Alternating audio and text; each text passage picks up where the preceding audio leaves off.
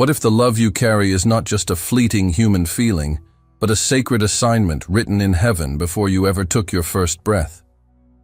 What if every heartbeat inside you is tuned to a divine frequency, designed not just to feel, but to heal, to build, to awaken what has been sleeping in others? You've tried to adapt to the world's way of loving, fast, shallow, full of masks and half-truths, yet every time you felt the deep ache of not belonging, because you were never meant to love. Like everyone else, you were chosen to carry something different, something eternal, something that cannot be explained away by logic or reduced to mere emotion. And today, I'm going to take you into the truth about your heart, the blueprint of your soul, and the mission it was sent here to accomplish. And when you understand this, you will never again see yourself, or the way you love, the same way. This is not just a message, this is an awakening. So stay with me until the very end, because what you're about to receive is not information, it is activation. And before we go deeper, I want you to like this video, subscribe if you haven't yet, and comment the number 99, because in the spirit, 99 means you've left the crowd to follow the one. It means you've been set apart for something higher, something holy. And today, heaven is confirming that calling over you. Your way of loving is not a reaction to life. It is the original design of your soul. It was not formed in the chaos of human emotions, nor molded by the fleeting tides of desire. It was written into your spiritual DNA by the Creator Himself. Every pulse of your heart carries blueprints from heaven, patterns that do not fade with time, betrayals, or disappointments. Where others feel only in moments, you carry a constant flow. Where others seek to be filled, you are wired to pour out. This is why sometimes you can't explain why you care so deeply for those who have given you nothing in return, why you still see value in people the world has discarded. You are not operating on instinct. You are executing divine design. There is something in you that refuses to stop at the surface. Where others feel, you reveal. You reveal hidden wounds in those who hide behind a smile. You reveal potential in those who have buried their dreams under years of failure.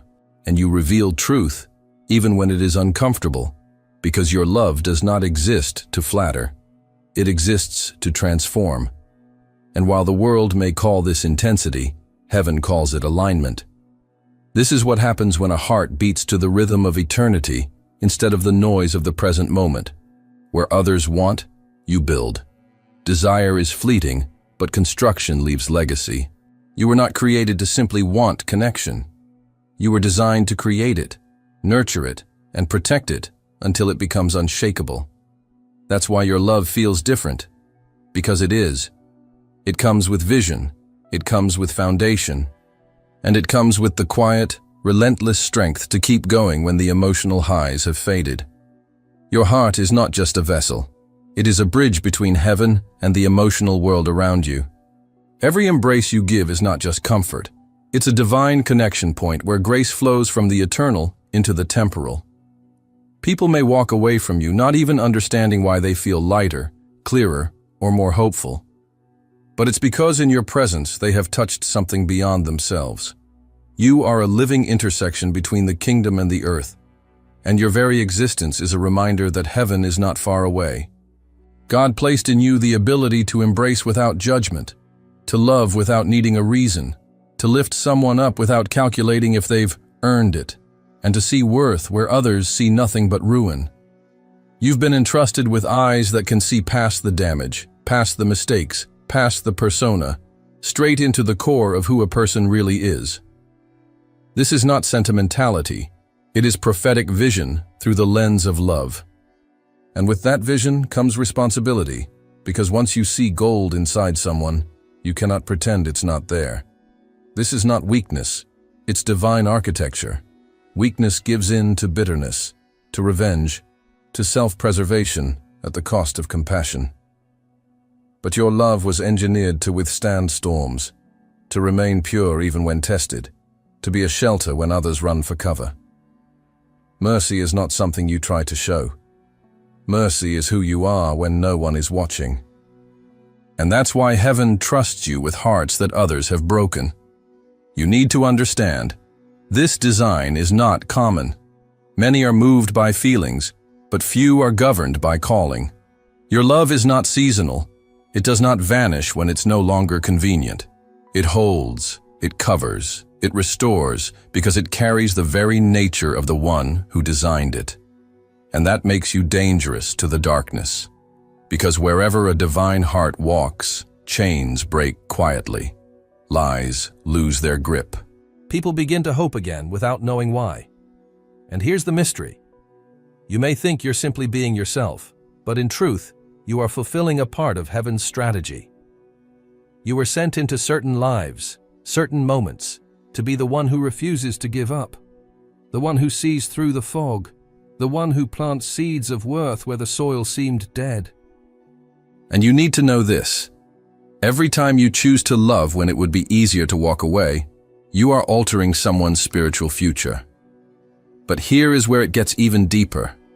Your design comes with a cost. The enemy cannot create, so he seeks to corrupt what is pure. He will try to convince you that your tenderness is a liability, that your open heart is a doorway for pain. He will send voices that mock your mercy, calling it naivety. He will try to push you toward walls, toward cynicism, toward a love that is safe but small. And if you let him, he will succeed in silencing the very gift God put in you for this generation. This is why you must guard your design. You must recognize that the way you love is not for everyone to handle, and that's okay. Not every soul can carry the weight of a bridge between heaven and earth. You are not here to be understood by all. You are here to be faithful to the one who made you this way. And as you listen right now, you may already feel it. That quiet awareness in your chest, that sense that your love has always been more than emotion. It's the Spirit reminding you, you are not ordinary. You are not random. You are a carrier of something eternal. So the question is, what will you do with it? Will you hide it, or will you use it? Because the next thing I'm about to reveal will show you why this design is not just about who you are. It's about the mission you were sent to complete. And once you hear it, you'll understand why heaven fought so hard to protect your heart until this very moment. When you love, something far greater than human emotion is set in motion. You're not just offering affection. You're releasing a current from the throne room of heaven itself. Every word you speak, every touch you give, every moment you truly see someone beyond their flaws is carrying more than comfort. It's carrying the atmosphere of God's presence, and this is why people feel something shift when they are near you. They may not have the language for it. They may say, "I feel safe around you," or "I don't know why, but I have peace when you're here." But what they are experiencing is the invisible river of the Spirit flowing through you. It's not just you they're encountering, it's Him living and loving through you. Your love is not a random act of kindness, it is an assignment. You were placed on this earth with a specific spiritual mandate. And part of that mandate is to love in a way that heaven can be felt without a sermon, without a stage, without a spotlight. You are the sermon. Your presence is the stage. And the way you carry yourself, your patience, your discernment, your refusal to give up on people, is the most persuasive message some will ever hear. You're not here to entertain egos. You're not here to stroke pride or inflate illusions. And you're certainly not here to fill the empty spaces of people who refuse to deal with their own shadows. You were sent to release targeted, intentional love. Love with a mission. Love that knows when to comfort and when to confront. Love that sees the difference between enabling destruction and nurturing transformation. That's why sometimes you feel restless in places where others seem content. Because your love is not meant to keep things as they are. It's meant to move them toward what they were always meant to be. And yes, it hurts. Because loving from heaven in a broken world often feels like speaking a language no one else understands. It feels like standing in a room full of noise, speaking words of life, yet realizing that only a few can truly hear you. You will often pour yourself out for people who don't have the capacity to reciprocate, not because they're cruel, but because they've never encountered this kind of love before. Some will misinterpret it, others will resist it, and a few will even try to take advantage of it. But none of that changes the origin of the gift you carry, and none of it erases the purpose behind it. You were not sent for applause. You were sent for impact.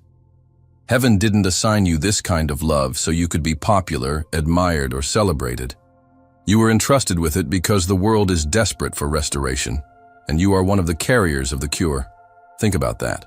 In a time where affection is often conditional, loyalty is negotiable, and relationships are transactional, God decided to place inside you a kind of love that cannot be bought, manipulated, or corrupted. This is not an accident. It's a strategic deployment. And make no mistake, this assignment comes with spiritual weight. When you love, you're not just soothing hearts. You are dismantling strongholds. You're breaking the lies people have believed about themselves for years. You're silently undoing the curses spoken over them in childhood. You're showing them, through consistency, that they are not beyond redemption. And every time you choose to love with heaven's standard, you are advancing the kingdom in ways you can't always see. The enemy knows this. And that's why he has tried to make you doubt the worth of your love. He has tried to convince you that it's pointless, that it's wasted, that you are foolish for continuing to care when others stop. But understand this. The moment you believe that lie, you abandon your post. And heaven did not send you here to retreat.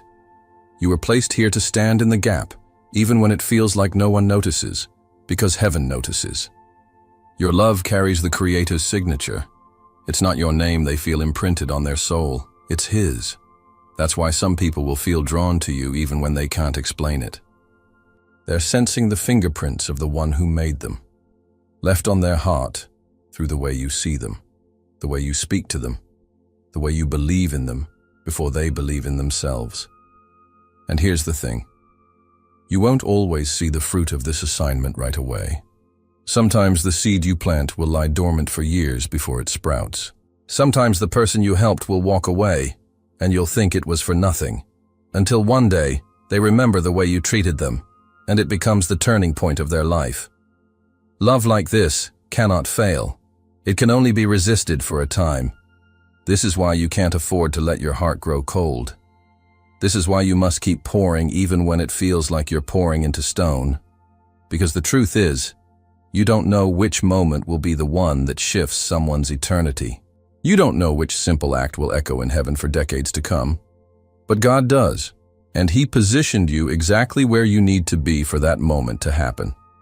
So the next time you feel unseen, misunderstood, or worn out, remember, you're not just giving affection, you're transmitting pieces of heaven into the atmosphere. And that transmission cannot be stopped, silenced, or stolen, unless you choose to stop releasing it. And what if, just what if, the very person you're about to impact next is someone who's been waiting for years for the kind of love you carry? Someone who will not only be restored by it, but will join you in the mission. You'll see why I say this in the next part. Your ability to love with such depth, clarity, and endurance was not birthed in ease or perfection. It was forged in the unrelenting furnace of pain. This is the part few understand. What now looks like strength, tenderness, and wisdom was once raw, bleeding, and fragile. Every betrayal you endured was a chiseling strike. Every abandonment that hollowed you out was a carving of space inside your soul for heaven to fill. Every heartbreak that left you gasping for air was a sacred dismantling of what was merely human, so that what was divine could emerge, purified and untouchable. The scars you carry are not evidence of your ruin. They are maps of your destiny. Each one tells a story, not of defeat, but of transformation. They trace the path of your survival, the roads you walked when the night seemed endless, and they mark the exact places where God Himself stepped into your fire and kept you from burning away completely. You see, you didn't just survive the storm, you learned its language. You learned how to hear the cries of others from miles away, because you remember what it was like when no one heard yours. You learned to hold others steady when their world was shaking, because you remember being the one grasping for something, anything, that wouldn't crumble. There's a reason you can look into someone's eyes and know when they are pretending to be okay. There's a reason you can sense the quiet desperation behind a smile. You learned to read souls when yours was ignored. You learned the weight of unspoken words because you carried them yourself. And this ability, this holy sensitivity, did not come from books or teachings. It came from the fire. The same fire that tried to consume you became the fire that refined you. To be chosen is to be trained in ways the unchosen will never comprehend. God does not waste the suffering of his elect. He uses it as a forge. While others see the breaking, heaven sees the shaping. You were not destroyed. You were stripped of illusions, of false securities, of shallow attachments. Everything that could not stand in your purpose was burned away until only what was eternal remained. You became a refuge because you once lived through storms so fierce they should have drowned you. That's why when someone else's world collapses, you don't just sympathize, you step into the wreckage with them. You know how to build a shelter in the middle of chaos because you once had to build one for yourself with nothing but faith, tears, and the faint whisper of God's voice in the dark. And when you enter someone's storm now, the atmosphere shifts. Not because you are powerful in yourself, but because you carry the authority of someone who has been through the valley and came out with the shepherd's scent still on them. This was the training of the chosen, preparing you to carry a love that heals without asking permission, a love that walks into rooms and subtly begins to mend the fractures in people's hearts. You don't need to announce it. You don't need a title or a platform. You simply show up and healing begins to happen. Not because of you, but because of what has been forged in you. Understand this. The pain you endured was not random. Heaven was not indifferent to your tears. Every night you felt abandoned. You were being watched over. Every moment you thought you were breaking beyond repair, God was guarding the pieces, waiting for the moment to rebuild you stronger than before. What the enemy meant to shatter you became the very process that gave you the unshakable compassion you now carry. And here's the paradox. Those who have been through the fiercest trials often carry the gentlest touch. Because when you have walked through fire and lived, you learn the value of every breath, every heartbeat, every second of peace. You learn that the smallest acts of love can feel like lifelines, and so you give them freely. You might still feel the ache of what you've been through.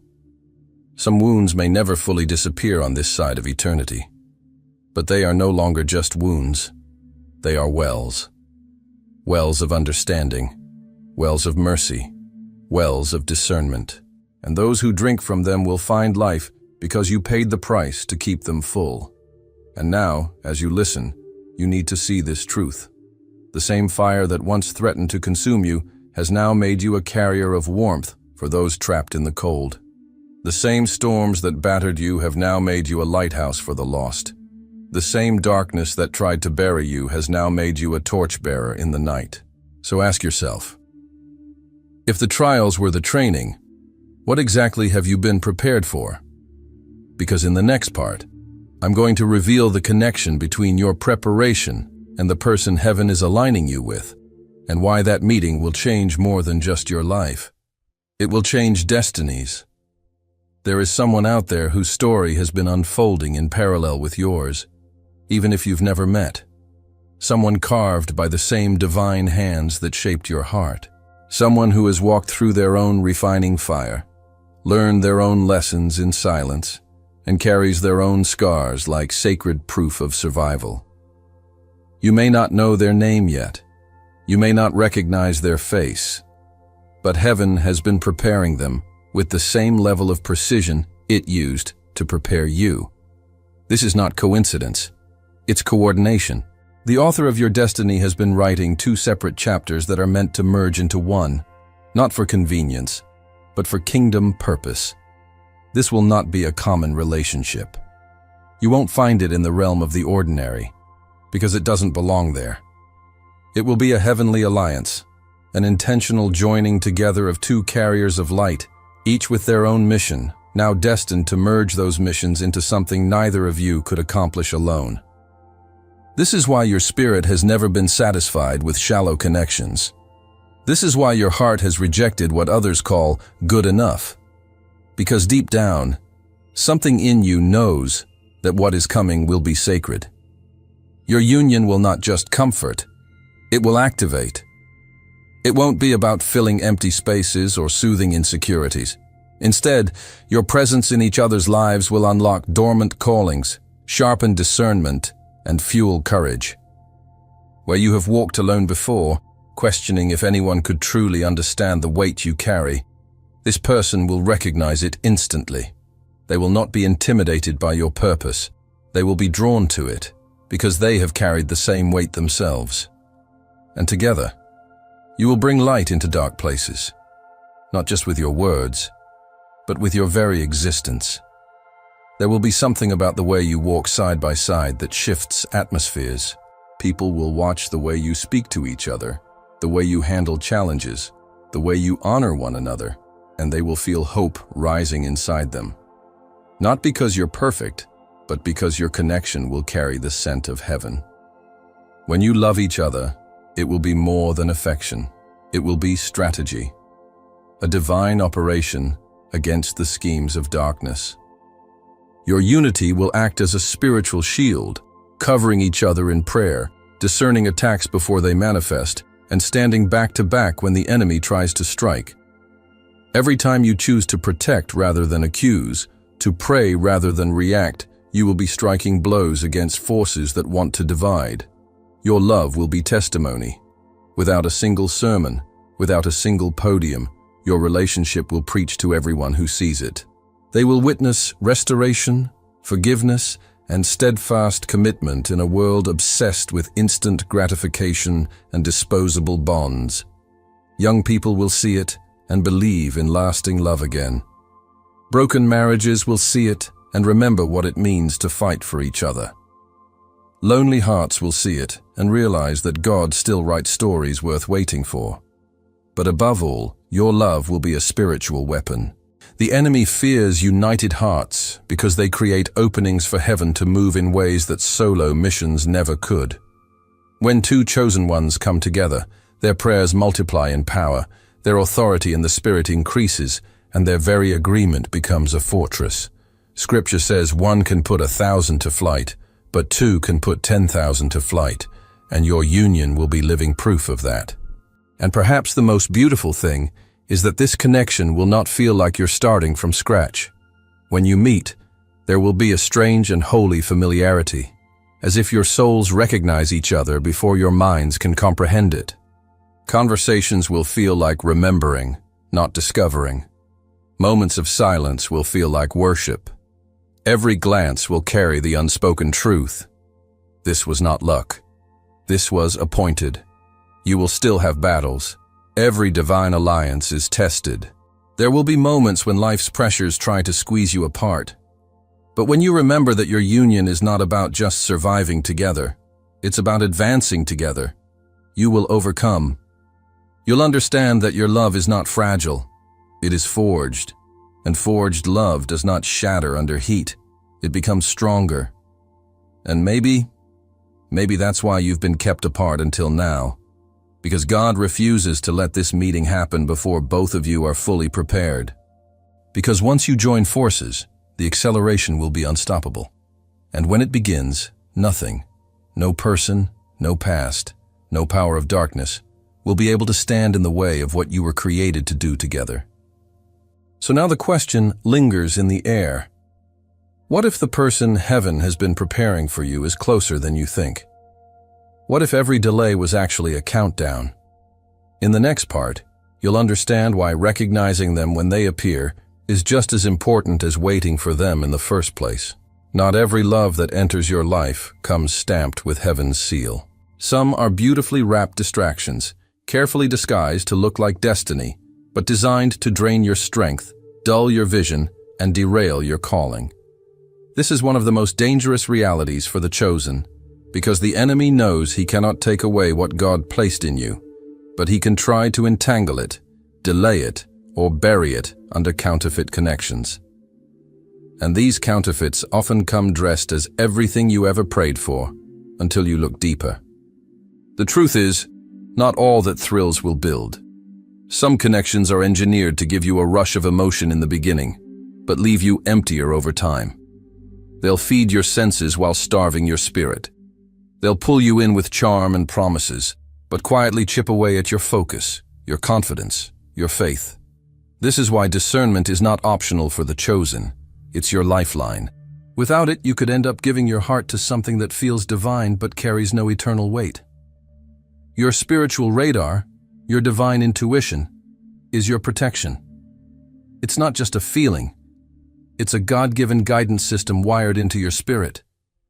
It's the whisper that makes you pause when everyone else is rushing in. It's the sudden heaviness that warns you, this is not right. It's the deep peace that confirms, yes, this is from me, and you must learn to trust it without hesitation, even when you can't explain it to anyone else. There will be moments when the choice to walk away from something that looks perfect will feel almost impossible. Your emotions will argue. Your mind will try to justify staying. People around you might not understand, but every time you reject a connection that doesn't align with your calling, you are sending a loud and clear message to heaven. I trust your timing more than my own desires. That kind of obedience is noticed in the spiritual realm, and it is always rewarded. The love that comes from God will never leave you in a state of constant confusion. It will not weaken your spirit, drain your energy, or cause you to compromise who you are. Divine love clarifies. It strengthens you in the areas you thought were broken beyond repair. It pushes you closer to your purpose, not further from it. It calls you higher, not just emotionally, but spiritually. Even in its challenges, it will grow you, refine you, and anchor you in truth. But here is the danger. You will be tested, not once, not twice, but often, because every level of your calling will attract new counterfeits tailored to that stage. And these distractions won't always be obvious. Some will speak the right words, show the right gestures, even share your beliefs on the surface. But beneath it, they lack the spiritual alignment required to walk with you into your mission. This is why you cannot rely solely on outward signs. You must listen for the inner confirmation of the Spirit. Discernment is not paranoia. It's not walking around suspicious of everyone. It's staying so connected to God that you can sense the difference between an emotional high and a spiritual green light. It's knowing that the same enemy who tempted Eve in the garden with something that looked good will try to do the same to you. Not with forbidden fruit, but with relationships that feel intoxicating yet quietly erode your assignment. You must also understand that the cost of misaligned love is far greater for the chosen. When your heart is tied to the wrong source, your mission is delayed, your energy is divided, and your clarity is clouded.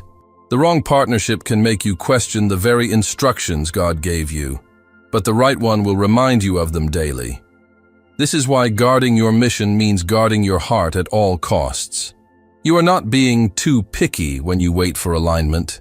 You are being strategic. You are refusing to waste time on something that heaven never authorized. And every time you say no to the wrong thing, you make space for the right thing to arrive. The love from God will never demand that you shrink to fit into someone else's comfort zone. It will never force you to dim your light to keep the peace. Instead, it will fuel your fire. It will stand beside you when you're under attack. It will pray for you when you don't have the words. It will see your flaws and still honor your calling. That's how you'll know it's real, because instead of distracting you from your mission, it will help you fulfill it. So as you stand here now, understand this. The test of discernment will often come right before the blessing. The counterfeit will usually appear before the authentic. And if you can resist what is almost right, you will be free to receive what is truly God's best. And maybe, just maybe, the next connection that enters your life will be the one heaven has been preparing all along. But there's something you must know before that moment arrives. Something that will change how you see every act of love you've ever given. That's where we're going next. Your love is not a luxury. It is not an accessory. It is the very language heaven chose to speak through you. Before you took your first breath, before you ever knew the weight of this world, the Creator placed within you a current of love so rare, so unshakable, that it would carry the fingerprints of eternity. You were not sent here to blend in, to mimic the shallow patterns of a loveless age.